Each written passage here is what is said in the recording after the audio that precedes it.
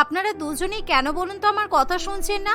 আপনাদের এরকম অবস্থাতে যদি তন্ময় একবার দেখে ফেলি তাহলে ওর কতটা খারাপ লাগতে পারে আপনারা কি একবার ভেবে দেখেছেন? উহ বৌমা, তুমি চুপ করো তো।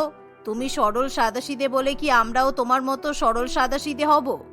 এখন এই যুগের মহিলারা সব করে বেড়ায়।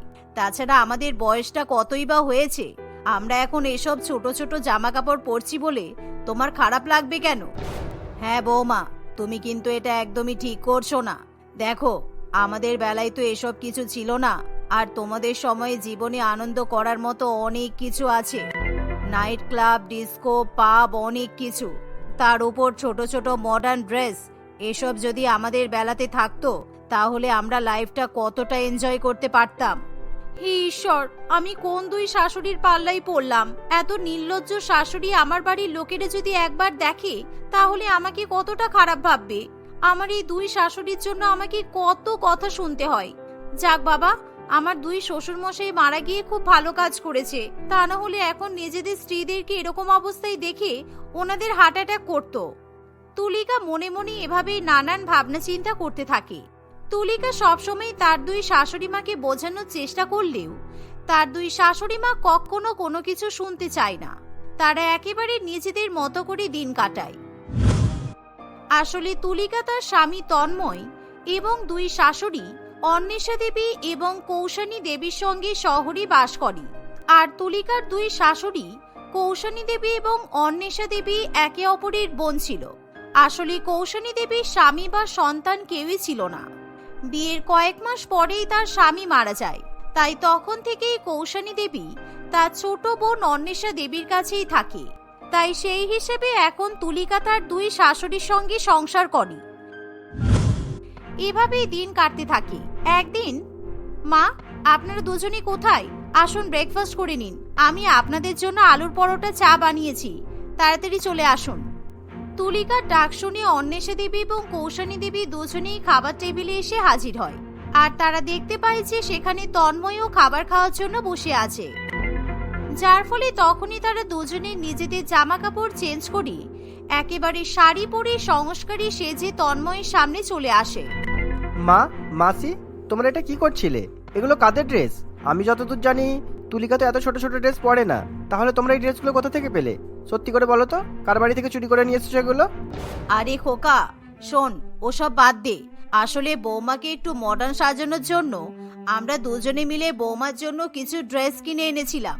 তাই আমরা একটু এই ড্রেসগুলো পরে দেখছিলাম আমাদের বৃদ্ধ বয়সী ওরকম জামা কাপড় পরলে কেমন দেখায়। হ্যাঁ রে, অন্বেষা একদম ঠিক বলেছে।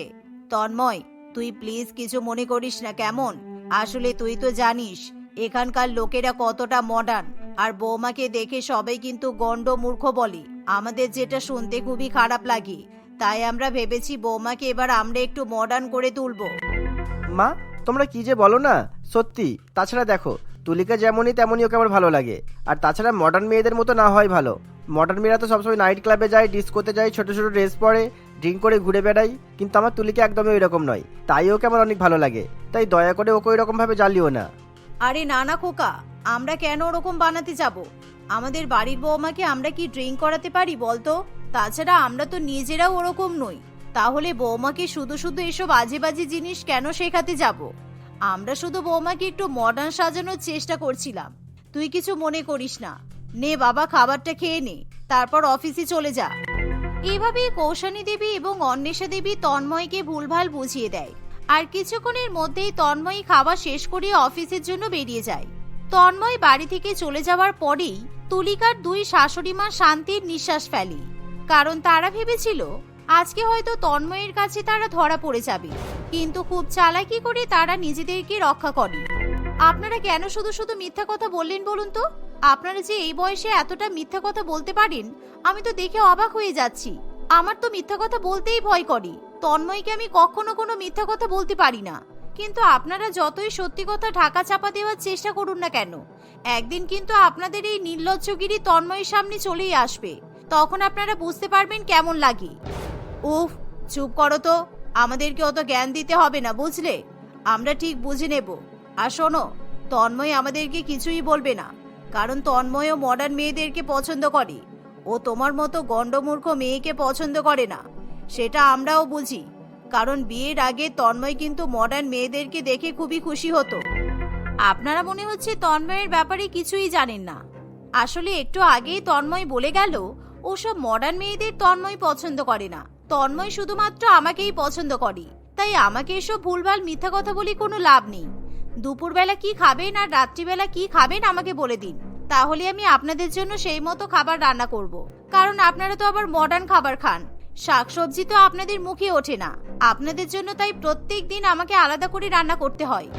এই কৌশানী, আমরা আজকে বাড়িতে খাবো না, আজকে কিন্তু আমরা নাইট ক্লাবে গিয়ে পার্টি করব, আর বাইরেই ডিনার করে তারপর বাড়িতে আসবো, কেমন? হ্যাঁ, তুই ঠিক বলেছিস। বৌমা, তোমার যেটা ইচ্ছে হয় তুমি সেটাই রান্না করে খেয়ে নাও, আর তন্ময়কে ওর পছন্দের খাবার রান্না করে দাও। আর তন্ময় যদি আমাদের কথায় কিছু জিজ্ঞাসা করে তাহলে তুমি বলবে যে আমরা খাওয়া দাওয়া করে ঘুমিয়ে পড়েছি, আমাদের কথা তুমি কিছুই বলবে না, কেমন? কারণ আজকে দুই বোন আমরা অনেক মজা করব, আর রাত্রিবেলা খাওয়া দাওয়া করে পার্টি করে বাড়িতে আসব। এই বলে দুই বোন নিজেদের রুমে চলে যায়। আসলে কৌশানী দেবী এবং অন্বেষী দেবী দুজনেই প্রচন্ড পরিমাণে নির্লজ্জ, আর তাদের ব্যবহার তুলিকার প্রচন্ড পরিমাণে খারাপ লাগে। এমনই একদিন সকালবেলা তুলিকা যখন বাজার করতে যায়, তখন তুলিকাকে দেখে তার দুই প্রতিবেশী বলে, কি গো বৌমা, তোমার দুই শাশুড়ি মা কোথায়? ও, মনে হচ্ছে তোমার দুই শাশুড়ি মা হয়তো এখন ডান্স প্র্যাকটিস করছে, তাই না? আর নয়তো বা জিম করছে, তাই তো? আপনারা কেন বলুন তো প্রত্যেকদিন আমাকে বিরক্ত করেন? আমার শাশুড়ি মায়েরা যাই করুক না কেন, ওনারা আমার কাছে অনেক ভালো, তাই আপনারা শুধু শুধু ওনাদের নামে নিন্দা গাইবেন না, ওনাদেরকে ওনাদের কাজে ব্যস্ত থাকতে দিন। তাছাড়া আমার শাশুড়ি মায়েরা আপনার মতো এর কথা ওর কাছে গিয়ে লাগায় না। আপনারা প্রত্যেকদিন একইভাবে আমাকে বিরক্ত করেন। এবার যদি আমাকে আপনারা বিরক্ত করেছেন তাহলে কিন্তু আমি আমার শাশুড়ি মায়েদের বলে দেব। কি আর করব বলো, তোমাকে প্রত্যেকদিন বিরক্ত করতে আমাদের খুব ভালো লাগে, কারণ তোমার দুই শাশুড়ি যা নির্লজ্জ। তোমার শাশুড়ি মায়েরা ছোট ছোট ড্রেস পরে ঘোরাফেরা করে, এই বৃদ্ধ বয়সে ছোট ছোট জামা কাপড় পরলে ওনাদেরকে কেমন বাজে দেখায় সেটা তুমি একবার দেখেছো? আমার তো ওদের দুজনকে দেখলেই হাসি পায়, তাই আমি থাকতে না পেরে তোমাকে বলতে আসি। যাই হোক, তুমি আজকে বাড়িতে গিয়ে তোমার শাশুড়ি মায়েদেরকে একটু বোঝানোর চেষ্টা করো, যাতে ওরা এরকম পাড়ার মধ্যে ছোট ছোট জামা কাপড় পরে না ঘুরে বেড়ায়। দয়া করে আপনারা আমার রাস্তা ছাড়ুন, তা না হলে রান্না বান্না করতে আমার দেরি হয়ে যাবে, কারণ আমি আপনাদের মতো এরকম ফ্রি বসে থাকি না, আমার বাড়িতে অনেক কাজ থাকে। হ্যাঁ জানি জানি, তোমার শাশুড়ি মায়েরা তো কোনো কাজই করে না, কারণ ওরা তো নিজেদেরকে মডার্ন মনে করে। আচ্ছা বৌমা, তোমার শাশুড়ি মায়েরা তাহলে মডার্ন খাবার খায়, তাই তো? ওদের জন্য প্রত্যেকদিন তোমাকে বিভিন্ন রকম খাবার রান্না করতে হয়, কারণ কি যেন বলে, হ্যাঁ তোমার শাশুড়ি মায়েরা তো আবার ডায়েট করে, নিজেদের ফিগার মেনটেন করে, সেসবের দিকে তো তোমাকেই খেয়াল রাখতে হয়, তাই না? এভাবেই নয়না দেবী তুলিকাকে নিয়ে হাসি ঠাট্টা করে, যার ফলে তুলিকা রাগ করে সেখান থেকে চলে যায়। আর বাড়িতে এসে তুলিকা তার দুই শাশুড়ি মাকে বকাবকি করতে শুরু করে। আচ্ছা, আপনারা কি আমাকে শান্তি করে থাকতে দেবেন না? আমি তো শুনেছিলাম বাড়ির বৌমারা নাকি মডার্ন হয় আর শাশুড়ি মায়েরা সংস্কারী হয়, তাই শাশুড়ি মায়েরা বাড়ির বৌমাদেরকে নিজেদের মতো তৈরি করে, কিন্তু এখানে তো ব্যাপারটা পুরোপুরি উল্টো। আমি বাড়ির বউ হয়ে শাশুড়ি মায়েদেরকে বোঝাচ্ছি আর সবাই আমাকে দেখে মজা করছে। আপনারা এতটা নির্লজ্জ কিভাবে হতে পারেন? এই বয়সে এরকম করলে কি মানায় বলুন তো? বৌমা, তুমি শুধু শুধু পাড়া প্রতিবেশীদের কথাই কান দিও না তো, ওদের কথাই কান দেওয়া মানে শুধু শুধু নিজের মাথা খারাপ করা। তাই জন্যই তো আমরা দুই বোন ওদের কথাই কান দিই না, আর তোমাকেও ওদের কথাতে পাত্তা দেওয়ার প্রয়োজন নেই। ওরা তো মানুষকে এভাবে বিরক্ত করতেই শিখেছে। আসলে কি বলতো, ওরা আমাদের উপর হিংসা করে, নিজেরা তো আর মডার্ন ড্রেস পরতে পারে না, লাইফটাকে এনজয় করতে পারে না, আর আমরা যেহেতু এই বয়সে নিজেদের লাইফটা এনজয় করছি তাই ওদের হিংসা হচ্ছে, বুঝলে? ঠিক আছে, আপনাদের এতই যদি মডার্ন ড্রেস পরার ইচ্ছা হয় তাহলে আপনারা পরুন, কিন্তু আপনাদের জন্য আমাকে কেন কথা শুনতে হবে? দেখুন, আপনারা দয়া করে বোঝার চেষ্টা করুন, নিজেদের মান সম্মানটাকে বাঁচিয়ে রাখুন, কারণ এই বয়সে এরকম ছোট ছোট পোশাক আশাক পরলে মোটেই মানায় না, এতে লোক সমাজের উপর বাজে প্রভাব পড়ে। আর আপনাদেরকে দেখে পাড়া প্রতিবেশী সবাই কিন্তু সব সময় বাজে মন্তব্য করে, আর আপনাদের জন্য আমি সবার কাছে একেবারে মজার প্রার্থী হয়ে উঠেছি। এভাবেই তুলিকা তার দুই শাশুড়ি মাকে বোঝানোর চেষ্টা করে, কিন্তু তার দুই শাশুড়ি মা কোনো কথাতেই পাত্তা দেয় না। আর সেদিন রাত্রিবেলাতে তন্ময় বাড়িতে ফিরে এসেই তার মায়েদের কথা জিজ্ঞাসা করে। তুলিকা, আমি আসার আগেই মা আর মাসি দুজনেই ঘুমিয়ে পড়ে, তাই আজকে মোদের সঙ্গে খাবার খেতে চাই। তাই তুমি মাকে আর মাসিকে ডেকে নিয়ে এসো, কেননা তুমি যখন ছিলে না তখন মা আর মাসি আমার জন্য অপেক্ষা করতো। আমি যতক্ষণ অফিস থেকে আসতাম ততক্ষণ খাবার খেত না, আর আজকে হঠাৎ আমার ওইসব দিনগুলোর কথা মনে পড়ছে, তাই একসঙ্গে খাবো। এবার আমি কি করব? তন্ময়কে আমি কিভাবে বলবো যে ওর মা আর মাসি দুজনেই বাড়িতে নেই? ওনারা তো ছোট ছোট ড্রেস পরে নাইট ক্লাবে পার্টি করতেই ব্যস্ত, তার উপর আজকে ওরা রাত্রিবেলা ড্রিঙ্ক করেই বাড়িতে ফিরবে। এ কথা আমি কিছুতেই তন্ময়কে বলতে পারবো না, কারণ তন্ময় শুধু শুধু রেগে যাবে আর বাড়িতে আবার ঝগড়া অশান্তির সৃষ্টি হবে। কি হলো তুলিকা, তুমি এইভাবে হাঁ করে তাকিয়ে দেখছো কি? তোমাকে আমি কি বললাম তুমি শুনতে পেলে না? তাড়াতাড়ি যাও, মা আর মাসিকে ডেকে নিয়ে এসো। মাসি ছোটবেলা থেকে আমাকে নিজের ছেলের মতোই করে মানুষ করেছে, তাই আমি নিজের মায়ের থেকে মাসিকে অনেক বেশি ভালোবাসি। যাও, তুমি আর দাঁড়িয়ে থেকো না। আসলে তন্ময়, মা আর মাসিমা দুজনেই ঘুমিয়ে পড়েছে, তাই ওনাদেরকে এখন ডাকার দরকার নেই, কারণ এই একটু আগে পর্যন্ত বক বক করছিল, কিছুক্ষণ আগেই তো ঘুমাতে গেল। তাই থাক, তুমি না হয় কালকে সকালেই মা আর মাসির সঙ্গে ব্রেকফাস্ট করে নিও। ঠিক আছে, তোমাকে ডাকতে হবে না, আমি যাচ্ছি। উফ, তোমাকে না সত্যি একটা কাজ বললে তুমি সেটাও করতে চাও না। ঠিক আছে, এবার থেকে আমি তোমাকে কোনো কাজই বলবো না। এই বলে তন্ময় তার মা এবং মাসিকে ডাকার জন্য তাদের রুমের দিকে যায়, আর তুলিকা বারে বারে তন্ময়কে আটকানোর চেষ্টা করে। তন্ময়, তোমাকে বলছি তো, মা আর মাসি দুজনেই ঘুমিয়ে পড়েছে, তুমি তা সত্ত্বেও আমার কথা শুনছো না কেন বলো তো? শুধু শুধু ওনাদেরকে বিরক্ত না করাই ভালো, কারণ সারাদিন ওরা ক্লান্ত শরীর নিয়ে একটু ঘুমাতে গেছে, আর তুমি এখন ওনাদেরকে বিরক্ত করবে? তুলিকা, তুমি আমাকে বারবার এভাবে আটকাচ্ছ কেন? আমাকে যেতে দাও। আমার তো মনে হচ্ছে কিছু একটা গন্ডগোল আছে নিশ্চয়ই, তা না হলে তুমি তো এইভাবে আমাকে আটকাবে না। এভাবেই তন্ময় জোর করে তার মায়ের রুমে ঢুকে যায়, কিন্তু তন্ময় ঘরের মধ্যে কাউকে দেখতে পায় না। কি ব্যাপার তুলিকা, মা মাসি সবাই কোথায় গেছে? আমাকে কিছু না বলে ওরা কোথায় গেল বলো তো? তুমি কি জানো তোমাকে কিছু বলে গেছে? তন্ময়ের কথা শেষ হতে না হতেই বাড়ির কলিং বেল বেজে ওঠে, আর এমন সময় তন্ময় ও তুলিকা তাড়াতাড়ি করে গিয়ে দরজা খোলে। তন্ময় তখন দেখে যে তার মা এবং মাসি দুজনেই নেশাগ্রস্ত অবস্থাতে দাঁড়িয়ে আছে, আর সেই সাথে তাদেরকে ছোট ছোট পোশাক আশাক পরে দেখে তন্ময় প্রচন্ড পরিমাণে রেগে যায়। এ কি, তোমরা কারা? তন্ময়, তুমি এখন কোনো কথা বলো না, এখন ওনাদেরকে বাড়ির মধ্যে নিয়ে চলো। তুলিকার কথা শুনে তন্ময় তার মা এবং মাসিকে বাড়ির মধ্যে নিয়ে যায়, কিন্তু তখন যেহেতু তারা প্রচন্ড পরিমাণে নেশাগ্রস্ত অবস্থায় থাকে, তাই তন্ময় তাদের সঙ্গে কোনো কথা বলে না। তবে সকাল হতেই তন্ময় তার মা এবং মাসিকে কথা শোনাতে শুরু করে। তন্ময়, আমি বলছি কি হয়েছে? আসলে তোমার মা আর মাসি দুজনেই প্রচন্ড নির্লজ্জ হয়ে গেছে। সবাই আমাকে সরল সাদাসিধা বলে ডাকে, যেটাতে আমার কোনো সমস্যা নেই, কিন্তু সবসময় মায়ের ব্যাপারে আর মাসির ব্যাপারে আমাকে উল্টোপাল্টা কথা শুনতে হয়। আমার খুব খারাপ লাগে। এনারা সবসময় এরকম ছোটখাটো পোশাক আশাক পরে ঘুরে বেড়ায়, রাত্রিবেলা নাইট ক্লাবে যাই, পার্টি করে, মাঝরাতে মদ খেয়ে বাড়িতে ফিরে আসে। আমি এতদিন পর্যন্ত লজ্জার চোটে তোমাকে কিছু বলতে পারিনি, কিন্তু আজকে তোমাকে সব কথা বলতে বাধ্য হচ্ছি। তুলিকার মুখে সমস্ত কথা শুনে তন্ময় প্রচন্ড পরিমাণে রেগে যায়, তাই তন্ময় রাগের চোটে তার মা এবং মাসির সঙ্গে কোনো কথা বলতে চায় না। এমন পরিস্থিতিতে অন্বেষা দেবী এবং কৌশানী দেবী দুই বোন নিজেদের ভুল বুঝতে পারে, তাই তারা তুলিকা এবং তন্ময়ের কাছে বারে বারে ক্ষমা চায়, যার ফলে তুলিকাকে এখন কারোর কাছ থেকে কোনো কথা শুনতে হয় না, কারণ তার দুই শাশুড়ি এখন ছোটখাটো পোশাক আশাক পরা বন্ধ করে দেয়, আর তারা একেবারে সংস্কারী মহিলাদের মতোই বাড়ির বৌমার সঙ্গে মিলেমিশে সংসার করতে থাকে। শীতের সন্ধ্যায় মালতী দেবী বসে বসে চা খাচ্ছে, এমন সময় তাদের দরজার কলিং বেলটা বেজে ওঠে। মালতী দেবী গিয়ে দরজা খুলতেই সে যেটা দেখতে পায় সেটার জন্য সে একেবারেই প্রস্তুত ছিল না। সে দেখে তার ছেলে সূর্য এবং তার পাশে একটি মেয়ে দাঁড়িয়ে আছে। মেয়েটা ঠান্ডায় ঠকঠক করে কাঁপছে। এই বাবু, এটাকে কাকে নিয়ে এসেছিস তুই? আরে কেমন পাগল মেয়ে, এই ঠান্ডার মধ্যে বাড়ির বাইরে বেরিয়ে গেছে, তাও আবার সোয়েটার ছাড়াই। দেখছো তো ঠান্ডায় কাঁপছে, তাও বাইরে দাঁড় করে রেখেছো কেন বলো তো? ভিতরে ঢুকতে দাও, সব বলছি এক এক করে। সূর্যর কথা শুনে মালতী দেবী তাদেরকে ঘরের ভেতরে ঢুকতে দেয়।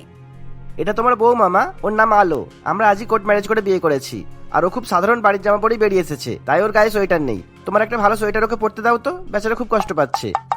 তোর এত বড় সাহস, তুই আমাকে না জানিয়ে বিয়ে করেছিস, আবার আমাকে বলছিস তোর এই পালিয়ে বিয়ে করা বউকে নিজের সোয়েটার দিতে? কখনো না। আমি ভেবেছিলাম আমি তোকে ভালো শিক্ষা দিতে পেরেছি, কিন্তু ওরে বাবা, তোমরা মা ছেলে মিলে এখনই ঝগড়া শুরু করে দিলে। আমাকে একটা সোয়েটার দাও আগে। আমি আর পারছি না, আমি তো ঠান্ডায় কেঁপে যাচ্ছি, খুব শীত করছে আমার। তুমি কি ছেলেদের সোয়েটার পরবে? তাহলে আমি দিচ্ছি, চলো। মা তো সোয়েটার দেবে না বলছে। দেখুন মা, আপনি মানুন আর নাই মানুন, আমি এখন আপনার বৌমা, আর আপনার ছেলে নিজে আমাকে এখানে নিয়ে এসেছে সংসার করতে। আপনি কি চান আমাদের এই বিবাহিত জীবনের প্রথম রাতেই আমার ঠান্ডা লেগে মৃত্যু হোক, আর আপনার ছেলে বিপত্তিক হয়ে যাক, আর আমি ভূত হয়ে সারা জীবন আপনার মাথায় নেচে বেড়াই? চান না তো? তাহলে একটা সোয়েটার দিন। আলো গড়গড় করে একটার পর একটা এমন এমন কথা বলতে থাকে যে মালতী দেবীর আর কিছু বলারই থাকে না। আলোর কথা শুনে সূর্য মুখ চেপে হাসতে থাকে। মালতী দেবী বাধ্য হয়ে আলোকে নিয়ে তার ঘরে চলে যায় এবং নিজের আলমারি থেকে বেশ কয়েকটা পুরানো সোয়েটার এনে দেয়। আলো দেখতে পায় যে তার শাশুড়ি মায়ের কাছে অনেক ভালো ভালো সোয়েটার থাকা সত্ত্বেও সে আলোকে খুবই পুরানো এবং খুব ম্যারম্যারি রঙের সোয়েটার দিচ্ছে। এই দেখে আলো খুবই বিরক্ত বোধ করে। আপনি এমন নিষ্ঠুর কেন একজন সদ্য বিবাহিত মেয়েকে এরকম ধূসর রঙের সোয়েটার পরতে দিচ্ছেন? আমি এটা পরবো না, আমি ওই গোলাপি রঙের সোয়েটারটা পরবো, আমাকে ওটা দিন।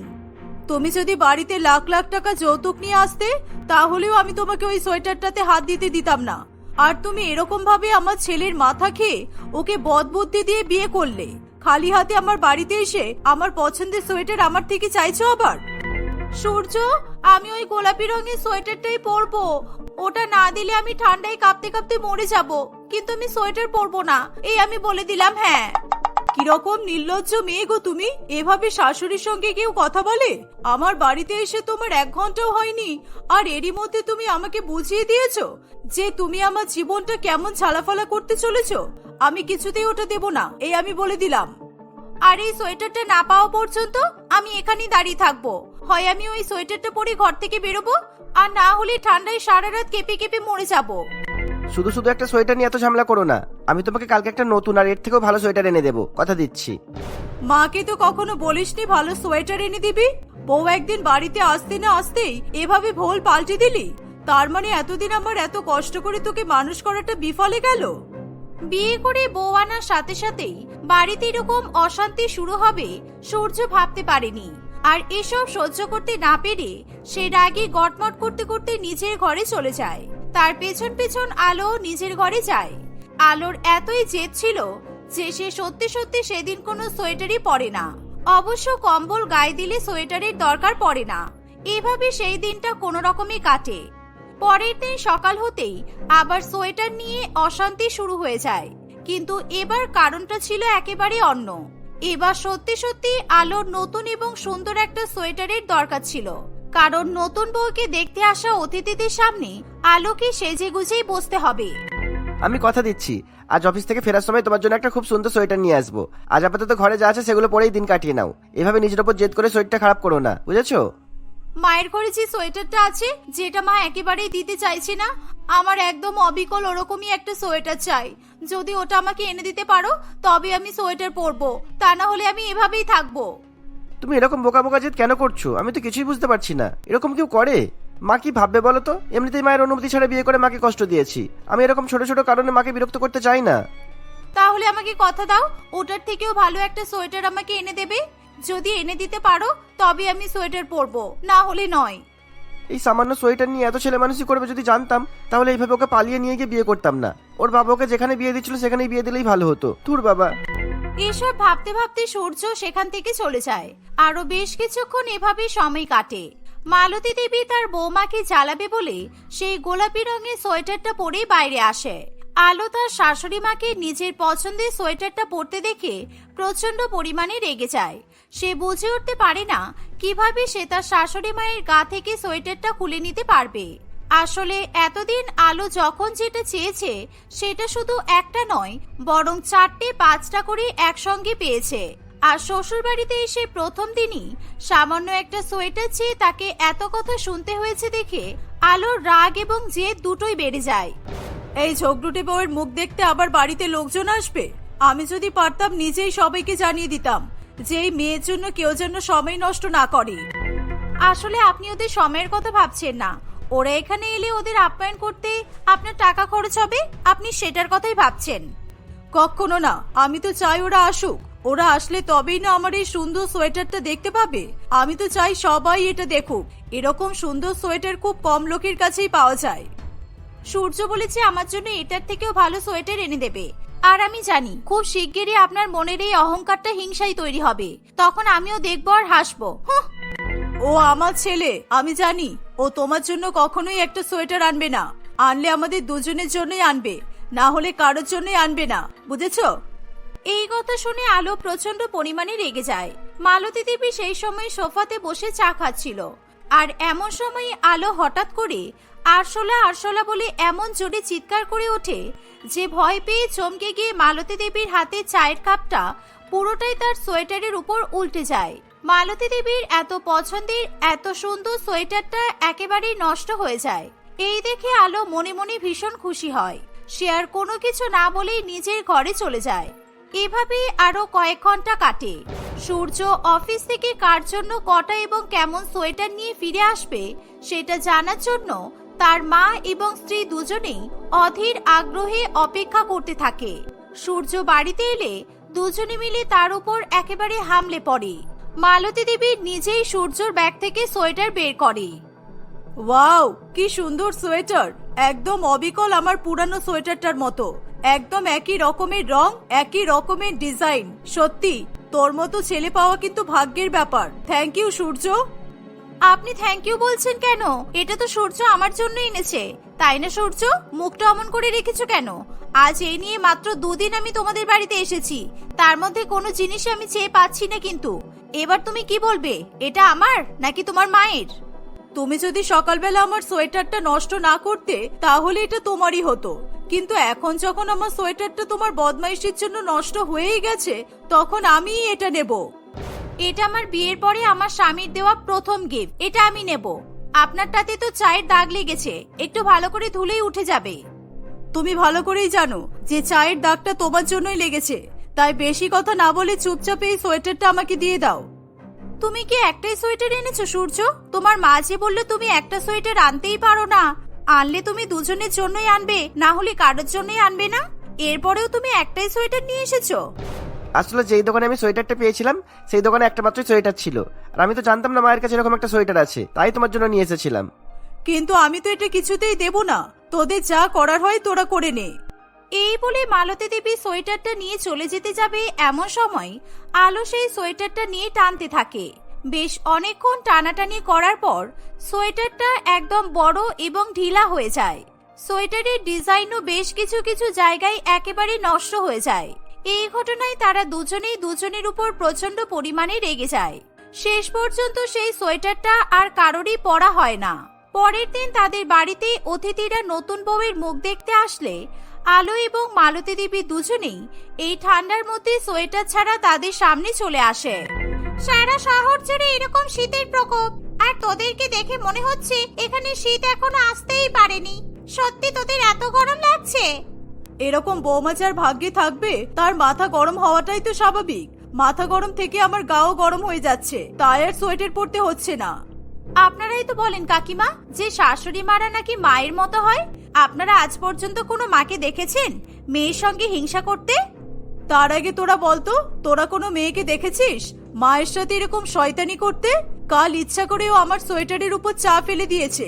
তার উপর আমার ছেলে আমার জন্য যে সোয়েটারটা আনলো সেটাও টেনে হিচড়ে বড় করে ডিজাইনটা নষ্ট করে দিয়েছে। এরকম কি কোনো সুস্থ মানুষ করতে পারে? ওরে বাবারে, থাম থাম। নতুন বউয়ের মুখ দেখতে এসে বিয়ের 2 দিন পরেই তোদের শাশুড়ি বৌমার মধ্যে এরকম বিশ্বযুদ্ধ দেখতে পাবো, এটা আমরা স্বপ্নেও ভাবিনি। আমারও তো স্বাদের সোয়েটারটা নষ্ট হয়ে গেল, এটা ভেবেই আমার কষ্ট হচ্ছে, কি আর বলবো। তোরা আমার কষ্টটা দেখছিস না, শুধু আমার ঝগড়া করাটাই দেখছিস।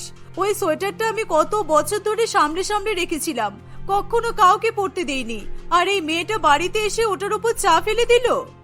আপনি যে আমার স্বামী নিয়ে আসা সোয়েটারটা আমার থেকে ছিনিয়ে নিয়ে সেটার অবস্থা খারাপ করে দিয়েছেন তার বেলা।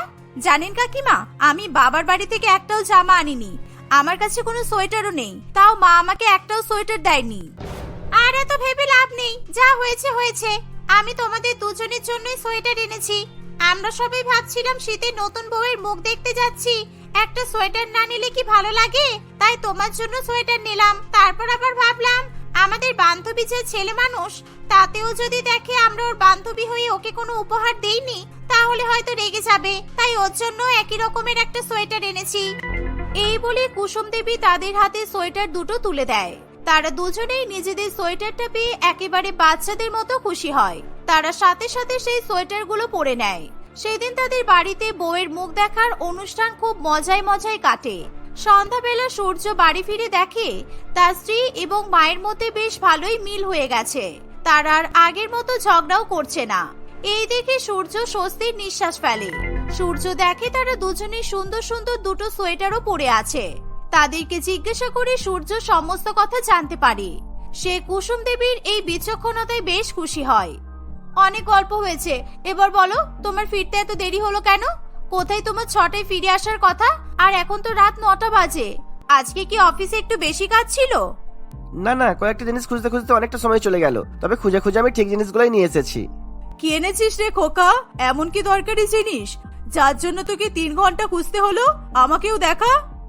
এই কথা শুনে সূর্য তার ব্যাগ থেকে আরো দুটো সেই গোলাপি রঙের সুন্দর দেখতে সোয়েটার বের করে এবং একটা তার মায়ের হাতে দেয় এবং অন্যটা তার স্ত্রীর হাতে দেয়। তারা দুজনেই এমনিতেই সকাল থেকে অনেক খুশি ছিল। এই ঘটনার পরে তাদের খুশির আর ঠিকানা থাকে না। তারা এই সামান্য দুটো সোয়েটার পেয়ে এত খুশি হয়েছে দেখে সূর্যের এই 3 ঘন্টা যাতায়াত করে দোকানে দোকানে ঘোরার ক্লান্তিটা এক নিমেষেই যেন মিলিয়ে যায়। তারপর থেকে তারা সবাই মিলে সুখে শান্তিতে দিন কাটাতে থাকে।